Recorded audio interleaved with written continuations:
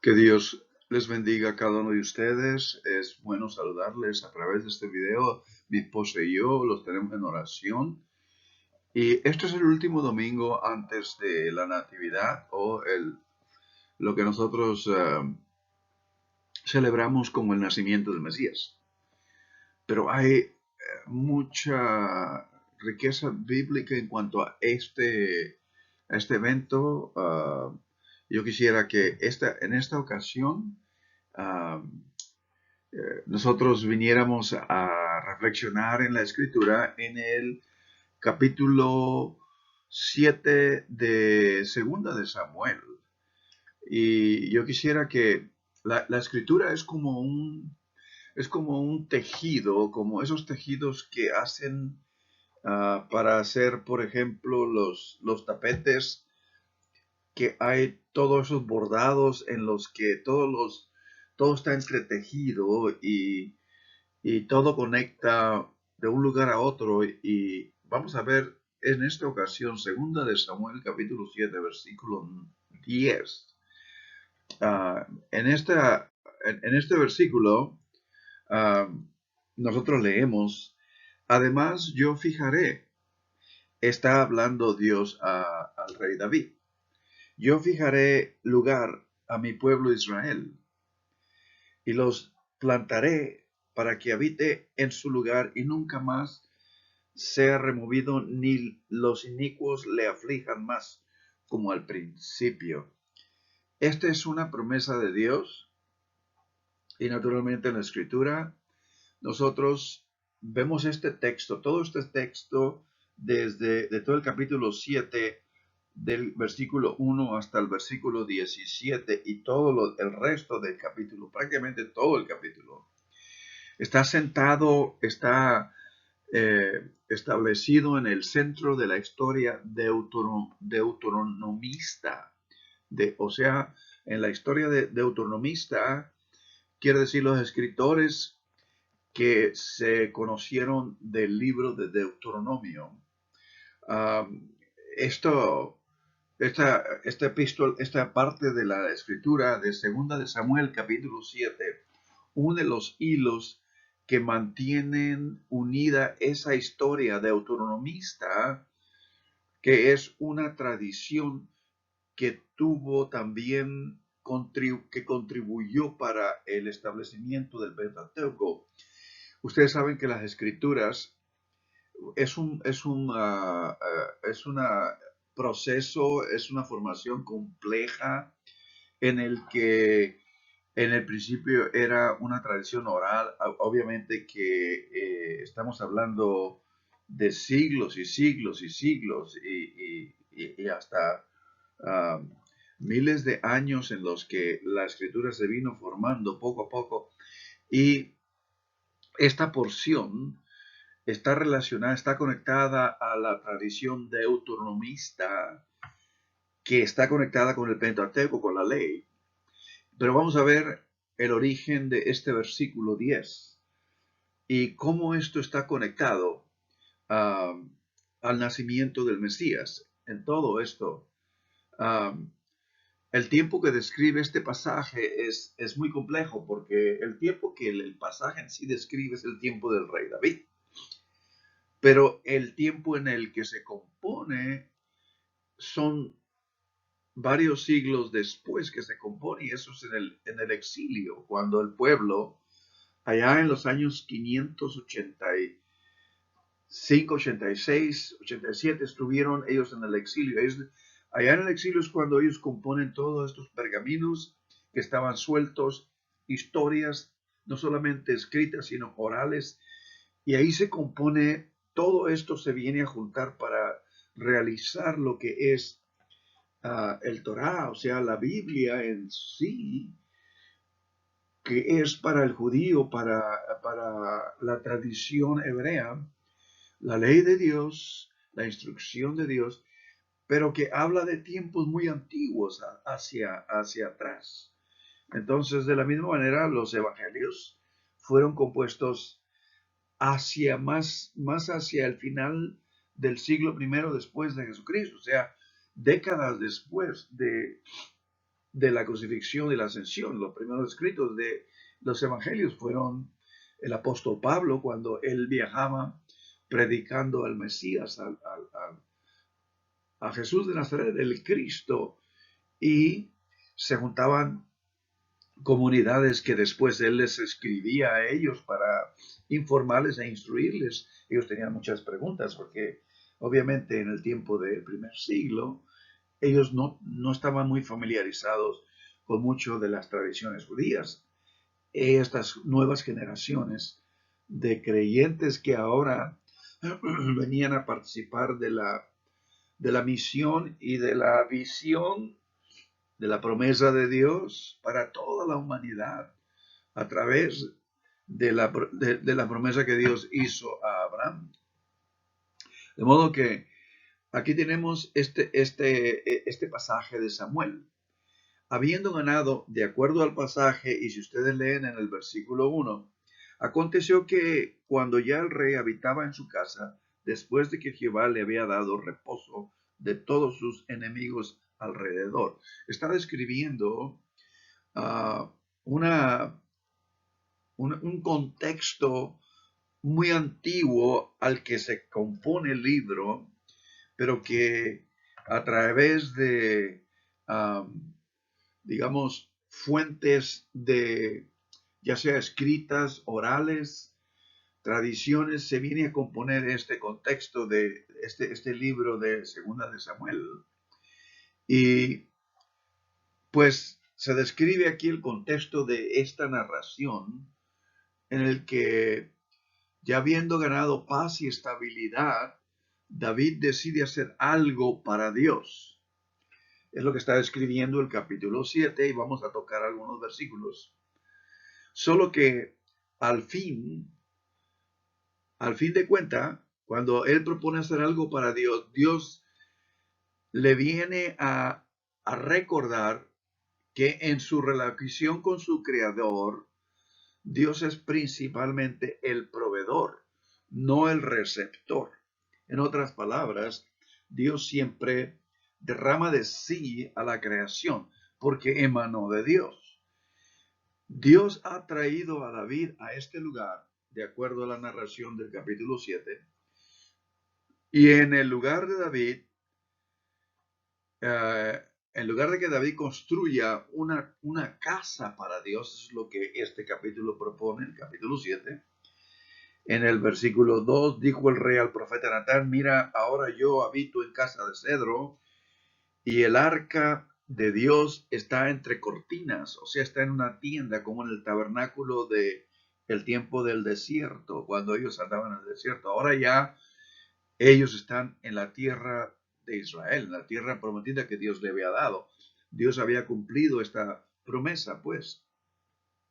Pero ya que Dios le había traído a este lugar, en lugar de que David construya una casa para Dios, el texto nos muestra y hace una conexión totalmente hacia adelante, siglos después, en el que Dios construirá una casa para David. Ustedes han leído quizás este capítulo. A primera vista, este pasaje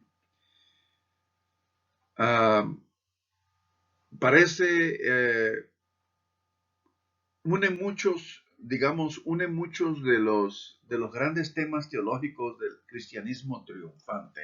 Hay ciertas tradiciones del cristianismo triunfante en el que Dios va a regresar y va a ser un pueblo triunfante que va a estar por encima y, en fin, se va a reinar y vamos a participar de todo lo que Dios trae en su realización mesiánica, en fin. El templo, la tienda o el tabernáculo es una de las lecciones aquí. No puede contener la presencia de Dios. Una. Dos, la soberanía de Dios en elegir a un pueblo es quien Dios lo hace. Es la base. Es únicamente un asunto de Dios. Es la base para el restablecimiento de un pacto eterno con la creación. Y luego la tercer punto, la gracia anterior de Dios, o sea, la manera en la que Dios se ha manifestado en tiempos pasados por su gracia, por su disposición de bendecir. Ese es el carácter y la naturaleza de Dios. En sí misma es la corrección para la ambición humana contraria a la voluntad de Dios cuando el ser humano, en el nombre de Dios, entre comillas, se propone hacer ciertos proyectos, ¿verdad? Todos estos temas merecen una atención constante en la escritura. A medida de que el advenimiento, ahora que estamos ya en este último domingo antes de lo que nosotros celebramos, el 24-25 de diciembre, que es el nacimiento de Jesús, sea la fecha correcta o no, a fin de cuentas celebramos esto ahora. Mientras cada vez más su culminación navideña viene a tomar lugar, merecen nuestra atención especialmente porque cada uno de estas lecciones que vemos aquí se encarna literalmente en el niño Jesús, en lo que nosotros después conocemos a través del Evangelio como a Jesús de Nazaret, el Cristo. Y cuando yo digo continuamente el Cristo, estoy hablando de la unción de Dios. El Cristo es el ungido, a quien Dios ha derramado de sí mismo para que nos traiga un mensaje. Pero hay más teología todavía en este pasaje de lo que parece. Es más, puede enriquecer estos temas lo que vamos a ver, y no lo vamos a poder cubrir todo, obviamente, y ayudarnos a entender por qué Segunda de Samuel, capítulo 7, es particularmente apropiado en los días previos a la llegada del nacimiento de Cristo. Lo que el texto nos enseña históricamente, vamos a ver primero la historia del texto bien breve. No quiero extenderme mucho porque pues no tenemos suficiente tiempo. Entonces, el texto históricamente nos comunican obviamente tiempos del año entre 1000 a 930 antes de Cristo. O sea, son varios siglos antes de Cristo. Sin embargo, vuelvo a repetir, es compuesto entre los años 586 al 587. O sea, el texto en sí vino a componerse siglos después de los eventos que narra. Ahora, comencemos notando que este pasaje en realidad entonces no se compuso en los eventos que describe, ¿sí? De 1000 a 930 aproximadamente antes de Cristo, mucho menos en un momento en que el rey estaba establecido en su casa, en el momento en el que todos esos pergaminos, todos esos escritos vinieron a componerse para formar el libro de Samuel, digamos, y naturalmente el Pentateuco, la promesa de Dios a Abraham, Jacob, Isaac. El reino estaba establecido en su casa en los años de 586, 587 antes de Cristo. Y el Señor le había dado descanso de todos sus enemigos a su alrededor. Era al contrario de esto. En este entonces, en cambio de este contexto en el que este libro se empieza a recibir por la gente, el pueblo, fue compuesto durante el cautiverio babilónico en los años, vuelvo a repetir, 586 al 87 antes de Cristo. Y no había descanso para este pueblo, ni casa, no había rey. En otras palabras, el lamento de Salmos 137 nos describe un poco esta condición en la que este libro es traído al pueblo. Salmo 137, y nos dice ahí cómo ellos lloraban ante los ríos y la gente ah, que los había hecho, que les había quebrantado por el cautiverio, les pedía que cantaran cantos de Sión, por decir, cantos de sus tierras allá lejanas entonces. Esto parecía más apropiado para tal contexto que las afirmaciones sobre la presencia, la elección de Dios y la gracia de Dios, del que el texto en 2 de Samuel capítulo 7 habla.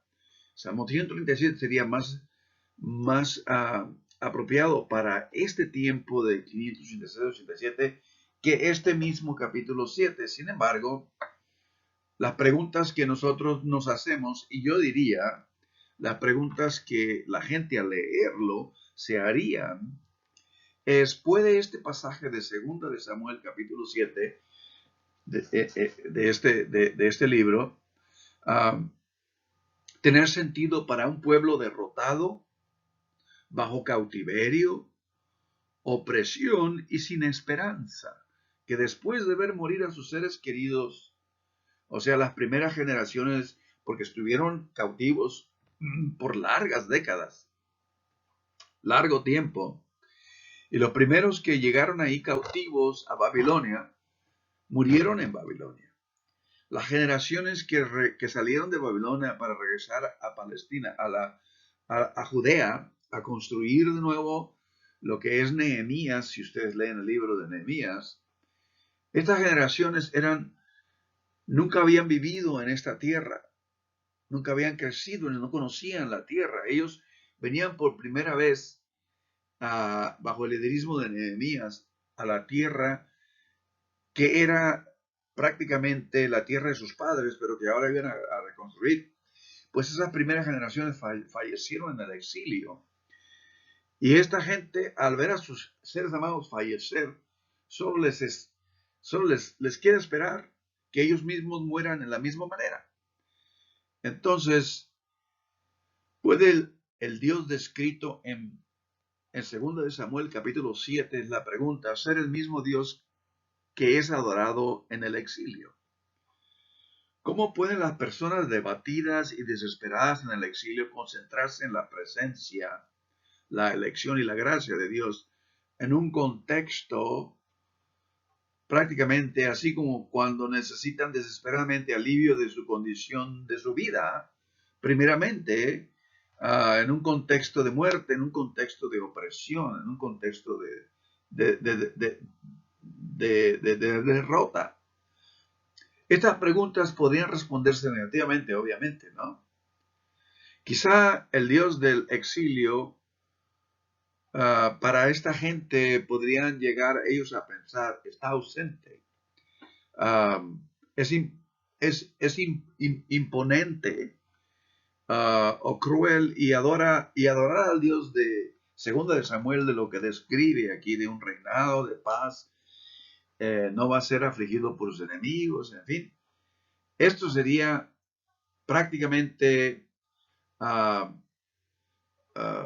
un engaño para ellos, puesto que ellos veían que sus generaciones estaban, las criaturas crecían y veían a sus padres fallecer como esclavos o en opresión. Entonces, esto era una condición deprimente, era una condición devastadora, ¿no? Y naturalmente hay una justificación bíblica para este enfoque en el que esta gente en su contexto vivía. Por ejemplo, en los escritos de Lamentaciones, los escritos de Job, en el libro de Jeremías, antes del exilio. De hecho, muchas otras escrituras en la Biblia. Pero antes de descartar este 2 de Samuel como que viene a tomar lugar en un contexto que no encaja al mensaje de este libro, sería bueno nosotros, vale la pena al menos, señalar tres principales puntos de esta porción de 2 de Samuel. Y espero que me sigan mi, mi hilo de mi pensamiento, de mi discernimiento, digamos. El primer punto que debemos aprender de segundo de Samuel, capítulo 7, es que el advenimiento nos enseña a esperar, o el adviento o el advenimiento nos enseña a esperar lo inesperado, lo que nunca habíamos pensado que iba a tomar lugar. Los pensamientos tanto del rey en estos primeros 3 versículos, si ustedes ven el capítulo 7 de 2 de Samuel, aconteció ya que el rey estaba en su casa y que Jehová le había dado reposo de todos sus enemigos, y dijo el rey: mira, ahora quiero hacerle casa de cedro a Dios. Y Natán le dijo: pues anda y ve como tú piensas hacerlo, porque Dios está contigo. Es prácticamente lo que los primeros 3 versículos dicen. Ah, entonces podemos ver que, que este evento de aprendizaje del advenimiento a la forma en la que leemos la Biblia, tenemos que tener mucho discernimiento, porque nos va a sorprender, siempre nos va a enseñar algo que no esperábamos ser enseñados en los textos bíblicos. Un comentario acertado y sucinto sobre lo que describe este capítulo 7 de Samuel sería Isaías capítulo 55, versículo 9. En Isaías capítulo 5, versículo 9, obviamente, el profeta dice que Dios le dice al pueblo: vuestros pensamientos como los cielos está alto, tan alto como la tierra, mis pensamientos son mucho más altos que vuestros pensamientos, y mis caminos son inescrutables. Los caminos de Dios son verdaderamente inescrutables, a menos que Dios no los quiera revelar. Es una realidad, a menos que Dios nos dé el discernimiento, porque toda nuestra capacidad es solamente intelectual, terrenal. ¿Y por qué digo terrenal?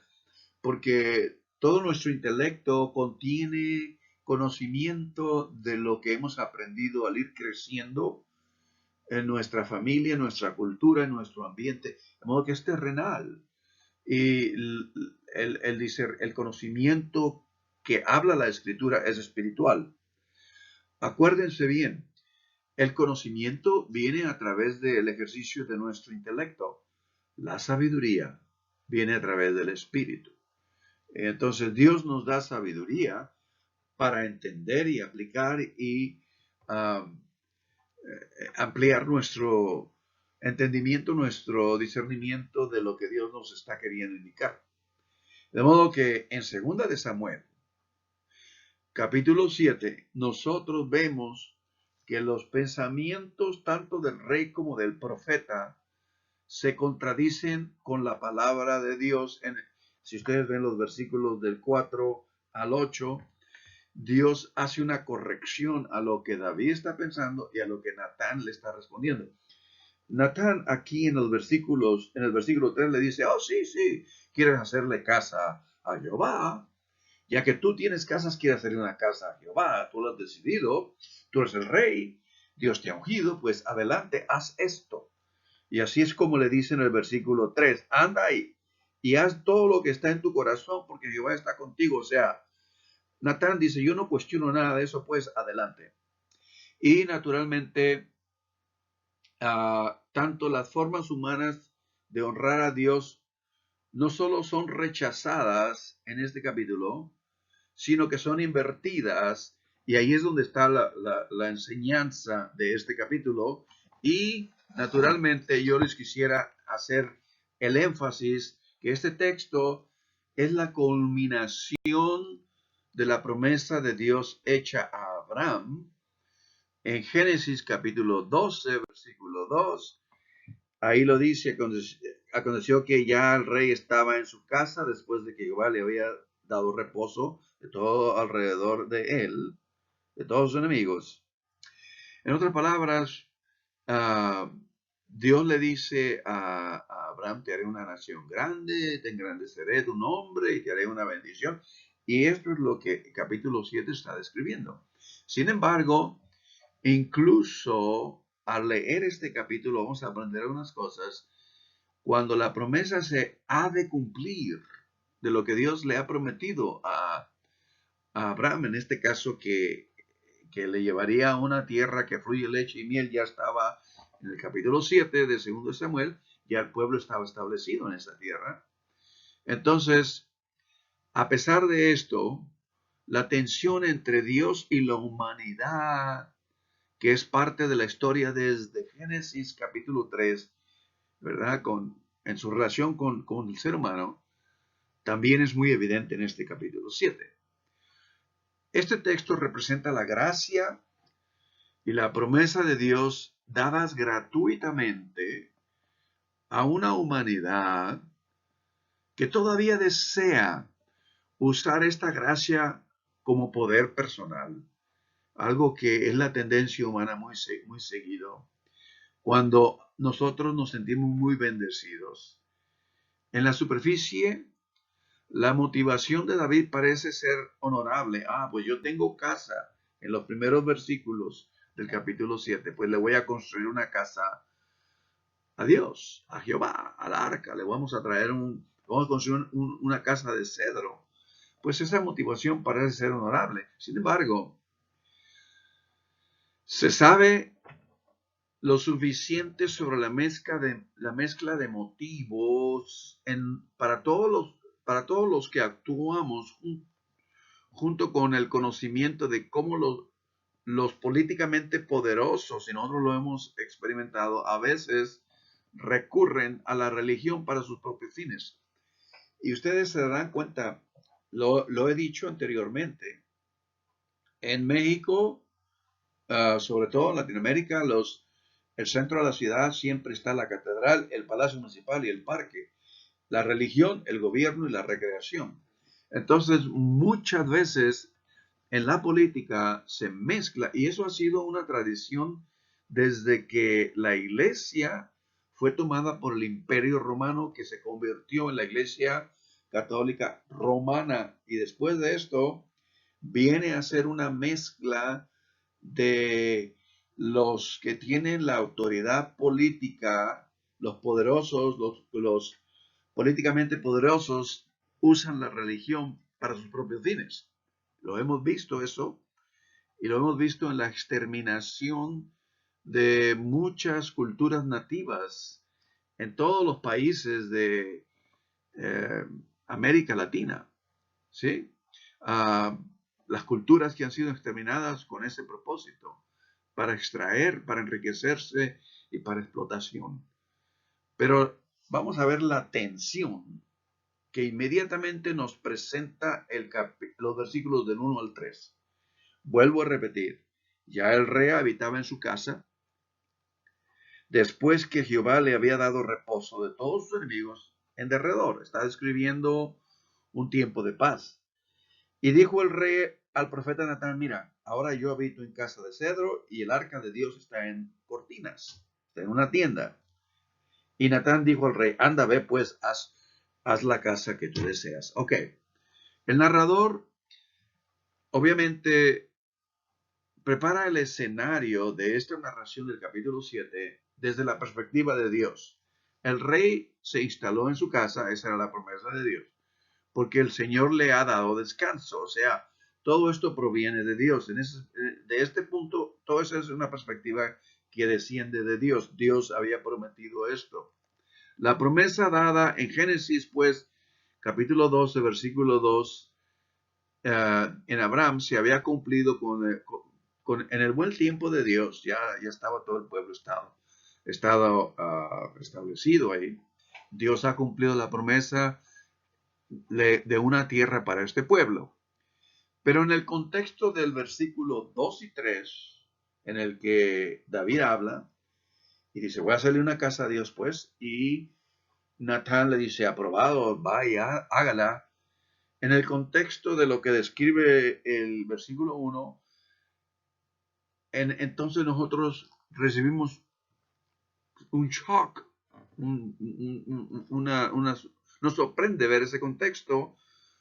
Un lector de la Biblia, por ejemplo, podría esperar que una vez que el versículo 1 describe que el rey estaba en su palacio, estaba descansando en su tierra y había paz, pues podría esperar que estos pronunciamientos de este primer versículo sean seguidos por una acción de gracias y de alabanza que están estrechamente, tan cercanamente asociados con David en los Salmos. En lugar de una acción como lo describe el versículo 2 y 3. Entonces, veamos, por ejemplo, en cambio, el rey David hace un pronunciamiento al profeta Natán.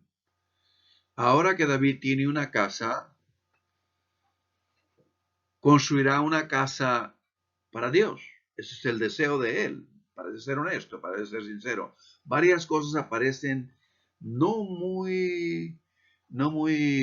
parecen encajar bien en la declaración de este rey David. Primero, David él ha decidido por Dios en lugar de seguir a Dios. Es uno de los primeras cosas que notamos en esta narración. Segundo, los profetas generalmente aconsejan a los reyes sobre la voluntad de Dios, no al revés. Y en este caso, en el versículo 2, el rey le dice al profeta, es lo que pienso hacer, y él le dice, ve y haz conforme a lo que deseas. Y tercero, aquí David ha hecho el pronunciamiento él solo.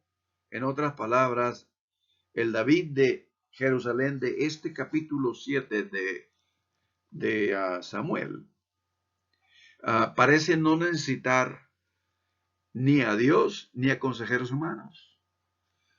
Sin embargo, a pesar de la falta de protocolo del rey, de la falta de entendimiento del rey en este abrupta decisión, Natán responde que debe seguir adelante con sus planes de todas maneras en el versículo 3. Y tenemos entonces aquí que la respuesta viene inmediatamente, no se hace esperar. La respuesta de Dios se llega cuando Natán se va, se despide, va a su casa y Dios habla a Natán. Dios habla con el profeta. Y le dice que le diga dos oráculos, dos cosas principales a David. Primero está en el versículo del 4 al 7. Aconteció aquella noche que vino palabra de Jehová y Natán diciendo, ve y di a mi siervo David, así ha dicho Jehová, ¿tú me has de edificar casa en que yo more?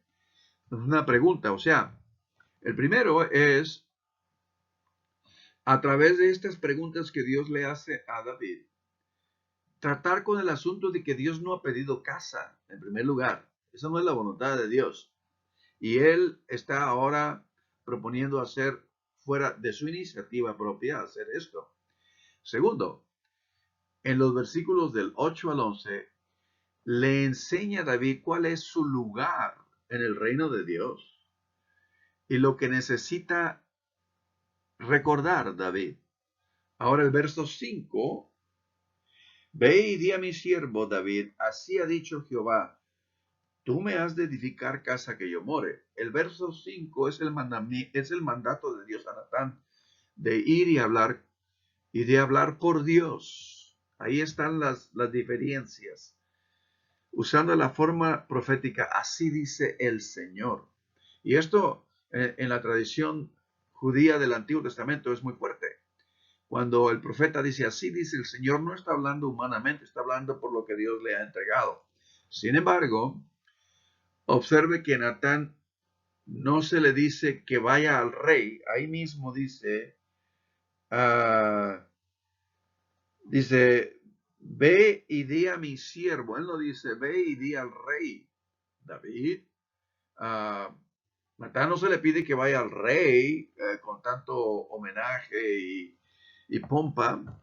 El título usado en el versículo entonces es a mi siervo David. Le recuerda que él es siervo de Dios. Este es un discurso mucho más íntimo, decirle siervo David, que al mismo tiempo le ha de recordar al rey su lugar como siervo de Dios, obviamente. El oráculo es la respuesta a la pregunta que el rey falló en hacer a Dios. Y está expresada como en dos preguntas. Primero, es una lección de historia que enfatiza la relación de Dios con la humanidad. ¿Me vas a construir una casa? Le dice Dios, le pregunta a David. No he vivido en casa desde que traje a Israel de Egipto y me he movido en tienda y santuario. El verbo moverse, aquí es muy importante en estos versículos, en el versículo 6, el verbo moverse o caminar, no he caminado, es específicamente importante ya que es una forma verbal que implica autodeterminación de parte de Dios y también aparece en Génesis capítulo 3, versículo 8. Es exactamente el mismo verbo que se usa en esta porción de Génesis. ¿Cuál era la determinación de Dios al inicio de la creación? Realizar una comunión con el ser humano. Y dice en el capítulo 3 de Génesis, versículo 8, que Dios se paseaba, ¿verdad? En el jardín. Y los seres humanos lo escuchan, que Dios se paseaba. Y eso es la misma expresión que usa aquí. No me he movido o caminado. Entonces, Dios se paseaba por el jardín buscando esos primeros, y ahí lo dice, buscando a esos primeros humanos. Dios es Dios y caminará donde Dios quiere caminar, como Dios se quiere revelar. Desde entonces Dios ha estado moviéndose en la creación buscando del ser humano. Eso es lo que quiere decir esto. En realidad, es la iniciativa de Dios. En otras palabras, a lo que nosotros dijimos al principio, no podemos nosotros conocer los caminos de Dios a menos que Dios nos los revele. Y la segunda pregunta en el versículo 7, y en todo esto cuanto he andado con todos los hijos de Israel, ¿he hablado yo alguna cosa? En otras palabras, la segunda pregunta es un recordatorio adicional para el rey de que Dios estaba con Israel mucho antes que David apareciera. ¿Alguna vez le pedí a los líderes de Israel, dice, es la pregunta a David, que pastoreaban a mi pueblo, que me construyeran una casa? Dios obró por sí mismo sin la asistencia de David y sin la oferta de una morada para Dios, porque aquí está confundiendo las cosas David. Está prácticamente aproximándose a caer en una idolatría. Y Dios está tratando de centrarlo y tratar de revelarle verdaderamente sus propósitos. El mensaje que Dios envía es muy claro a David.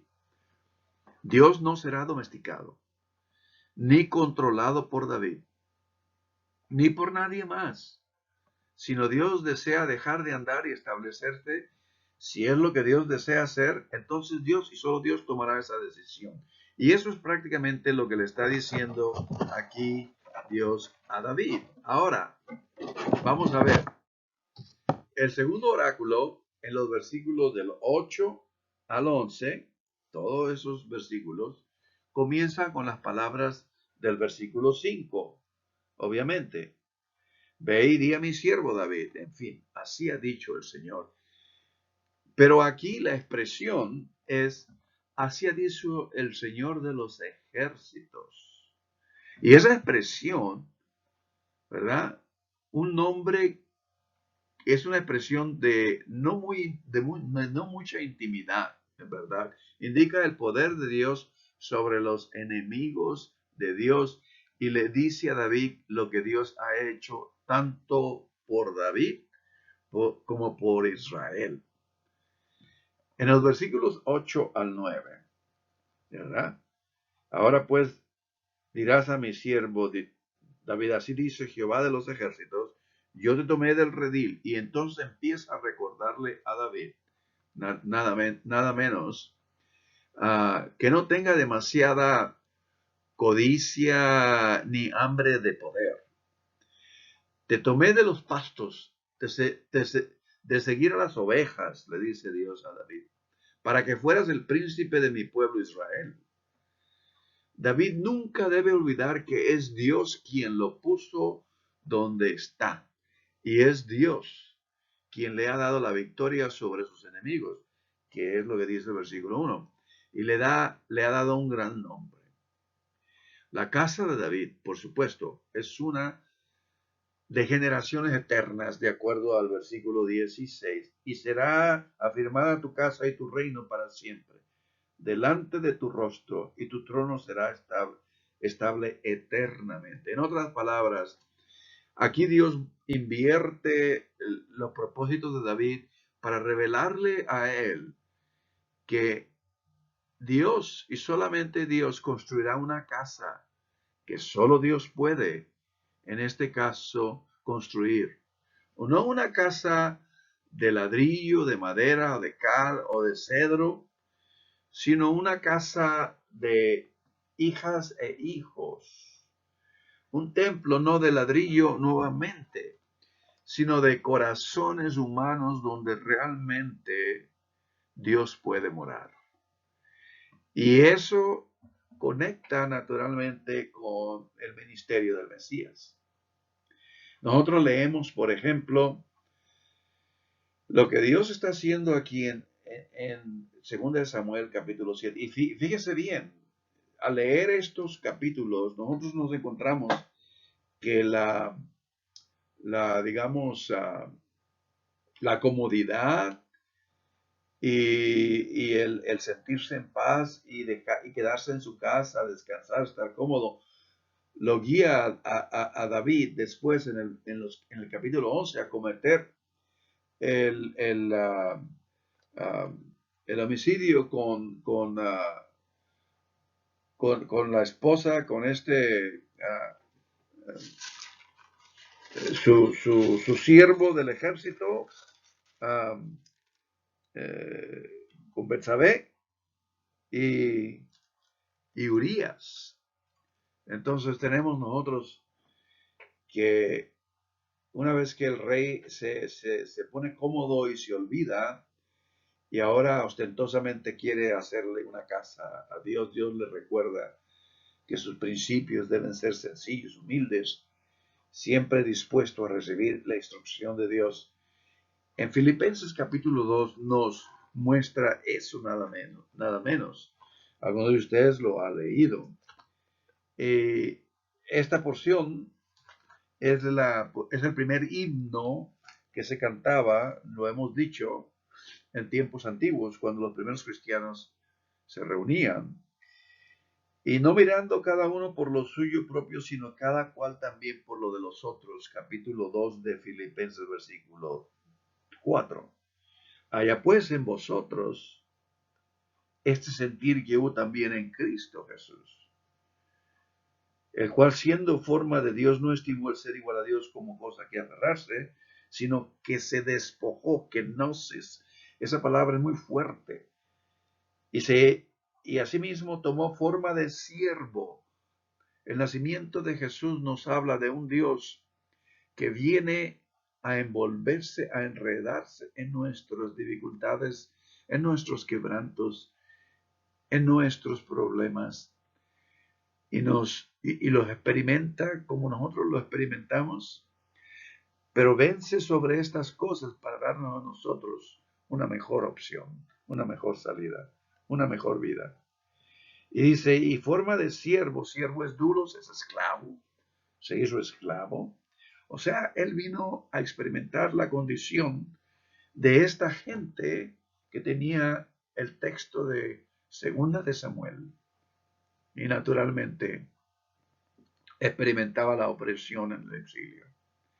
En Cristo vino a hacerlo y estando en la condición de hombre se humilló a sí mismo, haciéndose obediente hasta la muerte y muerte de cruz. Y luego en el capítulo 5 de de Hebreos, dice, y Cristo en los días de su carne, ofreciendo ruegos y súplicas con gran clamor y lágrimas al que le podía librar de la muerte, fue oído a causa de su temor reverente. Y aunque era hijo, por lo que padeció, aprendió la obediencia. La obediencia es nada menos que fe. En el griego, pistis es fe, y fe es fidelidad.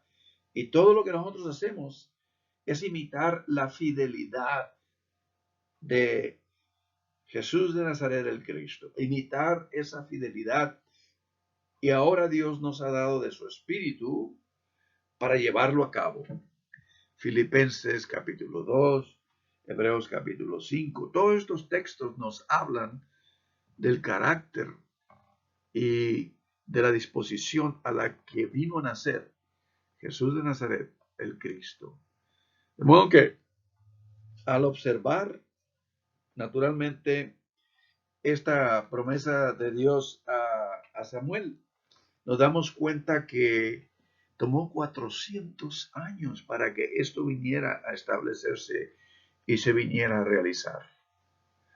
De tal manera que la gente del exilio, como también todas esas generaciones de, uh, de judíos que existieron, que vivieron todas las generaciones del pueblo de Israel, siempre esperaban la venida del Mesías. Y este texto de segunda de Samuel, capítulo 7, puede que nos haga reflexionar mientras los afanes y apuros de la Navidad llegan a intensificarse porque estamos en la última semana. Como David, podemos usar las advertencias de este texto, en la que Dios le recuerda a David que él es el siervo de Dios y lo trata como tal y le recuerda cuáles son sus principios y por qué está en el lugar donde está. Puede que pues nosotros no somos realeza, como en el caso de David, pero también nos sentimos tentados a hacer nuestros planes sin Dios. Incluso en un día festivo como lo es la Navidad, que se celebra a Dios hecho carne, nos podemos olvidar mismo de Dios y nos metemos y nos enredamos en las tradiciones y naturalmente vivimos de una manera muy superficial. Nosotros también necesitamos que se nos recuerde dónde nos encontró Dios y qué seríamos sin la gracia de Dios. Así como Dios le recordó a David. Nosotros también necesitamos que se nos recuerde que Dios salvó más que solo a nosotros y que Dios que continúa redimiendo, reconciliando al mundo consigo mismo, ahora en Cristo Jesús.